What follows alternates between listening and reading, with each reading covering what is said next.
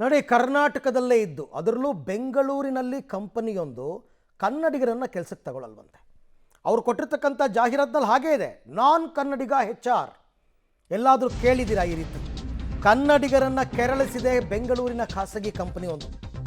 ಕೆಲಸಕ್ಕೆ ಬೇಕಾಗಿದ್ದಾರೆ ಅಂತ ಪೋಸ್ಟು, ನಾನ್ ಕನ್ನಡ HR ಬೇಕು ಅಂತ ಪ್ರಕಟಣೆ ಕೊಟ್ಟಿತ್ತಂತೆ ಕಂಪನಿ. ಕೊಟ್ಟಿದೆ. ಪಬ್ಲಿಕ್ ಟಿವಿ ವರದಿ ಬಳಿಕ ಕ್ಷಮೆ ಕೇಳಿದೆ ಸ್ಕಿಲ್ ಸೋನಿಕ್ಸ್ ಕಂಪನಿ. ನಮ್ಮಿಂದ ತಪ್ಪಾಗಿದೆ, ಕ್ಷಮಿಸಿ. ನೇಮಕಾತಿ ಪ್ರಕ್ರಿಯೆಯಲ್ಲಿ ತಪ್ಪಾಗಿದೆ. ಈ ನೇಮಕಾತಿ ಪ್ರಕಟಣೆಯನ್ನು ರದ್ದು ಮಾಡಿದ್ದೇವೆ ಅಂತ ಈಗ ಕೆಟ್ಟ ಮೇಲೆ ಬುದ್ಧಿ ಬಂತು ಅಂದಂಗೆ ಮ್ಯಾನೇಜರ್ ಕ್ಷಮೆಯಾಚನೆಯನ್ನು ಮಾಡಿದ್ದಾರೆ.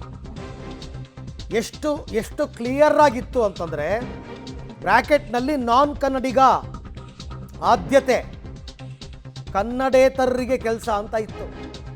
ಪಬ್ಲಿಕ್ ಟಿವಿ ಇವತ್ತು ಬೆಳಗ್ಗಿನಿಂದಲೂ ಕೂಡ ಸುದ್ದಿಯನ್ನು ಪ್ರಸಾರ ಮಾಡಿತ್ತು. ಈಗ ಮ್ಯಾನೇಜರ್ ಕ್ಷಮೆ ಕೇಳಿದ್ದಾರೆ. ನಮ್ಮ ಸಂಸ್ಥೆ ಸ್ಕಿಲ್ ಸಾನಿಕ್ಸ್ ಇಂಡಿಯಾ ಸಂಸ್ಥೆಯಿಂದ ದೇಶದ ಕಾರ್ಯನಿರ್ವಹಿಸುತ್ತಿದ್ದು, ಅದರಲ್ಲಿ ಒಂದು ಸಂಘ ಕೋಲ್ಕತ್ತಾ ವಿಭಾಗದಲ್ಲಿ ನೇಮಕಾತಿಗೆ ಬೇಕಾಗಿರುವ ಜಾಹೀರಾತಿನಲ್ಲಿ ನಾನ್ ಕನ್ನಡಿಗ, ನಾನ್ ಮರಾಠಿ ಎಂದು ಜಾಹೀರಾತು ನೀಡಿರುತ್ತಾರೆ. ಇದರಿಂದ ನಮ್ಮ ಕನ್ನಡ ಜನರಿಗೆ ನೋವುಂಟು ಆಗಿದೆ. ಇದರ ವಿಚಾರವಾಗಿ ಮೇಲಾಧಿಕಾರಿಗಳಿಂದ ಕ್ರಮ ಕೈಗೊಳ್ಳಲಾಗಿದ್ದು, ನಮ್ಮ ನೇಮಕಾತಿಯಲ್ಲಿ ಲೋಪದೋಷಗಳನ್ನು ಸರಿಪಡಿಸಲಾಗಿದೆ ಮತ್ತು ಜಾಹೀರಾತನ್ನು ಹಿಂಪಡೆಯಲಾಗಿದೆ. ನಮ್ಮ ಸಂಸ್ಥೆ ಸ್ಥಳೀಯ ಭಾಷೆಗೆ ಪ್ರಾಧಾನ್ಯತೆ ನೀಡುತ್ತದೆ. ಮುಂದೆ ಯಾವುದೇ ಕಾರಣಕ್ಕೂ ನಮ್ಮ ಸಂಸ್ಥೆಯಿಂದ ಯಾರಿಗೂ ನೋವಾಗದಂತೆ ನೋಡಿಕೊಳ್ಳುತ್ತೇವೆ. ನಮ್ಮ ಸಂಸ್ಥೆಯಿಂದ ಇಡೀ ಕರ್ನಾಟಕ ಜನತೆಗೆ ಕ್ಷಮೆ ಯಾಚಿಸುತ್ತೇವೆ. ನಾವು ಎಲ್ಲ ಕನ್ನಡ ಸಂಘಟನೆಗಳ ಮುಖಂಡರೊಂದಿಗೆ ಮಾತನಾಡಿ ಕ್ಷಮೆ ಯಾಚಿಸುತ್ತೇವೆ. ಅವರಿಗೆ ನಾವು ಕ್ಷಮೆ ಕೇಳಿದ್ದೇವೆ. ಓಕೆ, ಎಲ್ಲ ನಮ್ಮ ಕನ್ನಡ ಪರ ಸಂಘಟನೆಗಳಿಗೆ ನಾವು ಕ್ಷಮೆ ಯಾಚಿಸಿದ್ದೇವೆ.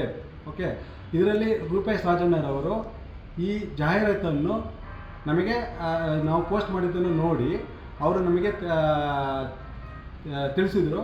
ಅದರಿಂದ ನಾವು ಆ ಜಾಹೀರಾತನ್ನು ಹಿಂಪಡೆದು ಇದರಿಂದ ಯಾವುದೇ ನಮ್ಮಿಂದ ತಪ್ಪಾಗಿರೋದ್ರಿಂದ ಇದರಿಂದ ಇನ್ನು ಮುಂದೆ ಯಾವುದೇ ತಪ್ಪು ಮಾಡಿದೆ ನಾವು ಕನ್ನಡಕ್ಕೆ ಆದ್ಯತೆ ಕೊಡುತ್ತೇವೆ, ಕ್ಷೇಮಕ್ಕೆ ಯಾಚಿಸುತ್ತೇವೆ. ಎಲ್ರಿಗೂ ಅಷ್ಟೇ, ರಾಜಣ್ಣವರು ಕೂಡ ಅಷ್ಟೇ, ರೂಪೇಶ್ ರಾಜಣ್ಣವರಿಗೆ ನಮ್ಮ ಕಡೆಯಿಂದ. ಯಾವಾಗ ಕನ್ನಡ ಪರ ಸಂಘಟನೆಯವರು ಮಾಧ್ಯಮದವರು ಮುಗಿಬಿದ್ದರು, ಈಗ ಬುದ್ಧಿ ಬಂದಂಗೆ ಕಾಣಿಸ್ತಾ ಇದೆ.